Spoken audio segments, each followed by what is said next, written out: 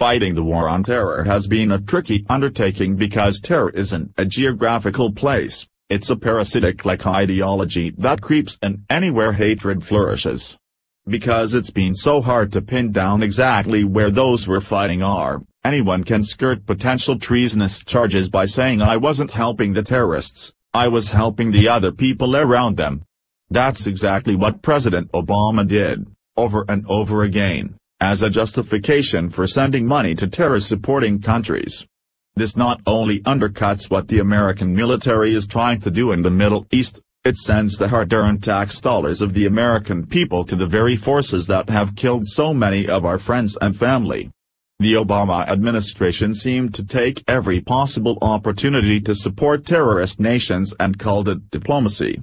In some cases their support was more than just monetary. It was sharing information that was bad for the United States, or Israel, our ally. Al Jazeera, one recently discovered case was uncovered and points a finger straight at former President Obama as the person responsible for the treasonous act. The information given out by the Times of Israel tells us that Obama knew about Israel planning to take out a major terror leader. The leader's name was Soleimani, and according to Haaretz, he was a threat not only to Israel but to the United States as well, Al Jazeera, which in recent years had broken exclusive stories from Israel, quoted a source in Jerusalem as saying that there is an American-Israeli agreement that Soleimani is a threat to the two countries' interests in the region. It is generally assumed in the Arab world that the paper is used as an Israeli platform for conveying messages to other countries in the Middle East. The Kuwaiti report also identified Iran's second-in-command in Syria, known as Abu Bakr, as Mohammad Raif al-Azadi. It said he also might be a target for Israel, as well as other actors in the region. Basically, this was a pretty bad guy with some bad plans for infidels and Israel had a bead on him and planned to deal with the problem. Enter Barack Hussein Obama. As it turns out, Obama felt like his loyalty should be to a terrorist and the nation that was hiding him instead of to Israel, or even the Americans that this confirmed terrorist might kill.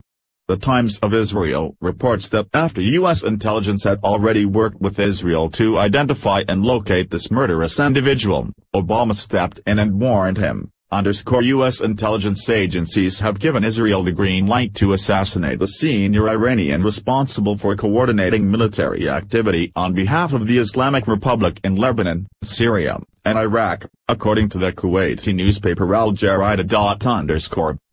For the past 20 years or so, Qasem Soleimani has commanded the Quds Force, the branch of the Iranian Revolutionary Guards responsible for military and clandestine operations outside of the Islamic Republic. Soleimani is a key figure in efforts to prop up Syrian President Bashar Assad and to enable him to retake cities and towns from rebel groups during his country's ongoing civil war.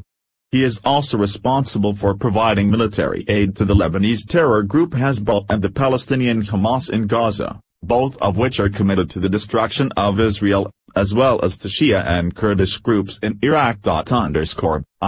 Thursday's report by Al Jazeera, which has been known to publish improbable-sounding stories about Israel, was widely picked up by Israeli media. There was no immediate reaction to the report from Jerusalem or Washington. 3 years ago, Israel came close to assassinating Soleimani near Damascus. Al Jazeera quoted an unnamed source as saying, but the Americans tipped off the Iranians against the background of intense disagreement between Washington and Jerusalem. That was during the Obama administration, which, according to reports at the time, was so focused on securing the 2015 Iran nuclear accord that it chose to overlook and even obstruct efforts to clamp down on Iranian-backed terror organizations. It's not clear if the reported tip-off was related to efforts to secure the Iran deal. Today,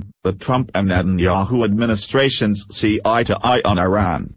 Just 4 days ago, the two countries signed a joint memorandum of understanding laying the groundwork for full cooperation to deal with Iran's nuclear drive, its missile programs, and its other threatening activities, an Israeli TV report said recently. The source was quoted by the paper as saying that Soleimani's assassination would serve both countries' interests and that U.S. authorities have given Israel the go-ahead to carry it out.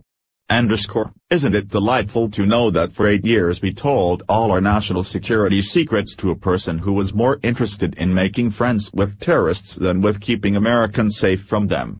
We should have known, even if we only judged by his middle name. H/T, Times of Israel, Hertz.